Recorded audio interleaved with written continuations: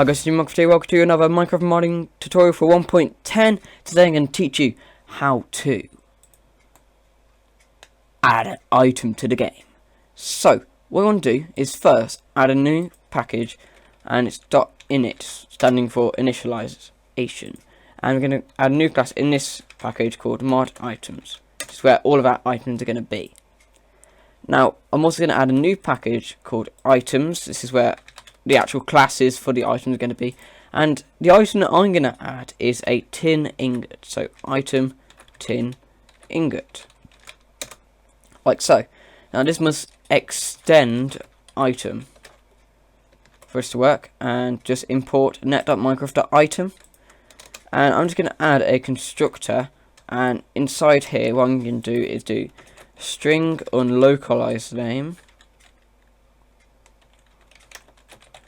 and string registry name. And basically unlocalized name is like just like what it's called, like command block is command underscore block, and registry name is what it's registered as, so that also is command underscore block. So all we need to do is this dot set and then unlocalized name to the unlocalized name, and this dot set registry name to registry name. Now that's the registry name is actually a new thing for 1.10. Now what we want to do in this class here is we want to add three methods. So public static void, and just init, and this is where we initialize our stuff. Public static void register, public static void register renders, and we're going to add a final method which is going to be useful. So public static void register render. Now this one's going to take in an item, and we're going to fill this one in now. This is actually how we render our item, and it's just net.minecraft.item to import that, Control-Shift-O to import it like that. And what we need to do in here is something new.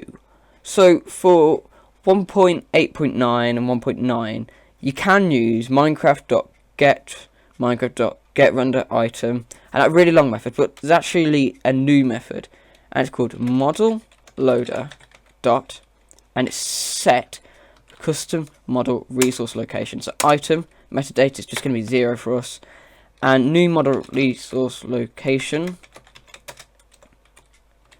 and we can do the one that takes in a resource location. That's a new resource location, and we're going to get the one that does a domain name, and it's reference.MODID, which that's our domain name, and the path is just going to be item.getUnlocalizedName substring 5. Now why is it substring 5? Well, we're just taking off the first 5 characters of the unlocalized name, because items are item dot and then the name.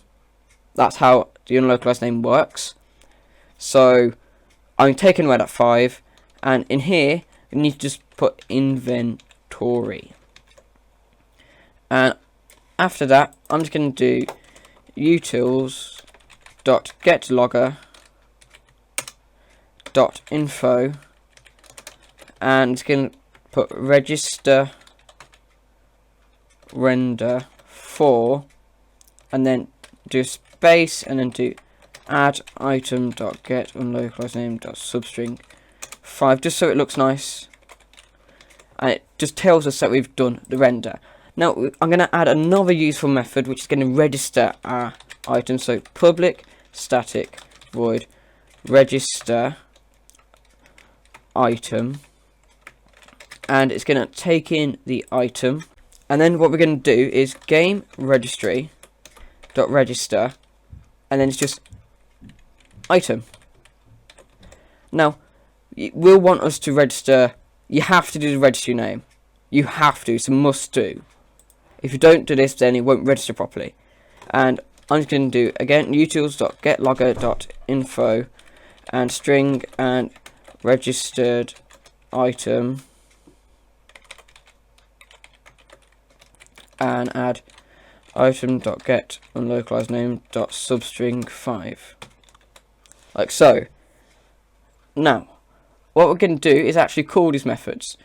So I'm now going to get rid of these utils stuff in here, and up top we're just going to do mod items.init and mod items.register.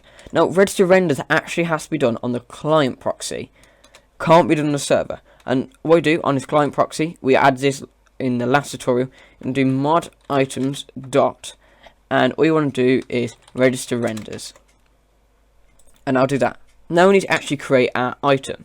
So we're going to public static item, and I'm going to call it tin ingot.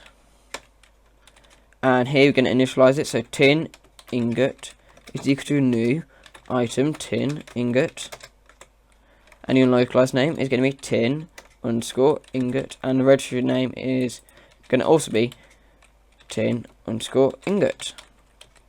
Now to register, all you need to do is register item tin ingot, and register render is register render tin ingot, and that should actually register the render. Now I just want to make sure you have to have proxy.register renders in the pre-init, otherwise the model loader method won't work. It must be here. And now we can actually create a model for our item.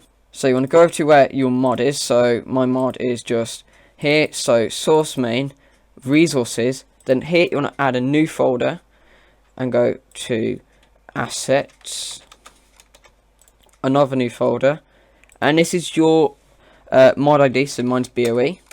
And then here you want to add a new folder and call it model.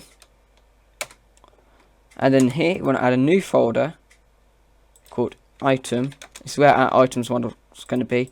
And here we also want a new folder called textures. And inside here we want a new folder called items. Now in here we're going to right click, new text document, and we're going to call this the unlocalized name of our item, so tin underscore ingot. Now I can change the extension to .json, and yes. Now to view this, to be able to see this, you need to make sure you've got ticked here file name extensions. If you don't have this, it's actually under options, change folder and search options. It will be just options if you're on Windows 7 and Windows 8, view, and it will be just down here, and hide extension for known file types. So I'm going to open this up. This is in Notepad++. You can do this in normal Notepad, and yeah, let's fill this in. So the way this works is you need to open this. We're actually programming in JSON, which is a programming language I think by Google. And the way this works is you need to do parent, and you want to set the parent to item/generated, and you want to do a comma, and you want to do textures